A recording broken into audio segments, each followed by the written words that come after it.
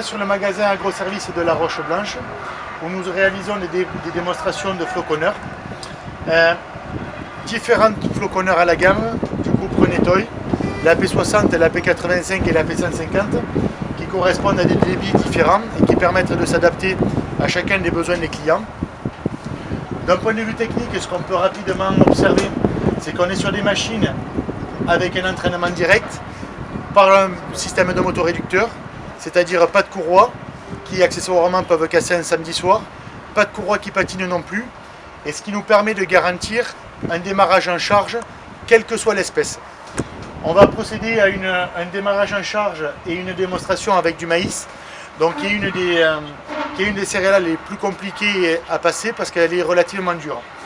Ce qu'il faut savoir, c'est que l'idée, c'est vraiment d'aller casser l'enveloppe protectrice du grain de façon à ce que l'amidon soit disponible pour le ruminant qui va l'assimiler. Donc on est sur du grain de maïs.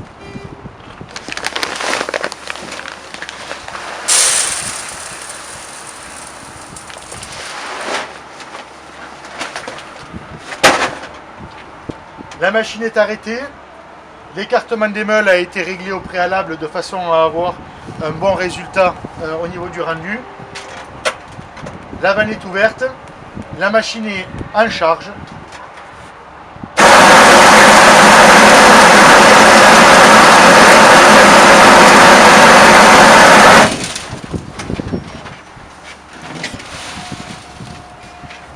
On démarre en charge et on peut constater que tout le grain est vraiment attaqué. Ce résultat-là est bien sûr modulable en fonction de l'écartement des meules. Et malheureusement, la démonstration fait apparaître un peu de farine, un peu de poussière, ce qu'on appelle la fine. Ça, c'est réellement en rapport avec le taux d'humidité des céréales. On a ici malheureusement de la céréale qui est vraiment très sèche et ce qui ne nous permet pas d'avoir un joli flocon. Mais par contre, d'un point de vue alimentaire, le résultat est vraiment atteint dans le sens et la mesure où tout le grain est touché et donc de ce fait disponible pour une meilleure valorisation de la ration.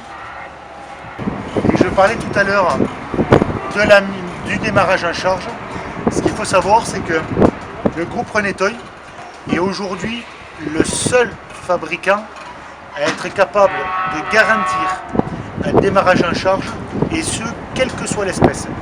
Tant bien même on doit passer du pois ou de la féverole, qui sont des espèces relativement dures et très souvent problématiques, on est en mesure de garantir le démarrage en charge, même avec la plus petite de nos machines, sur ce type de produit.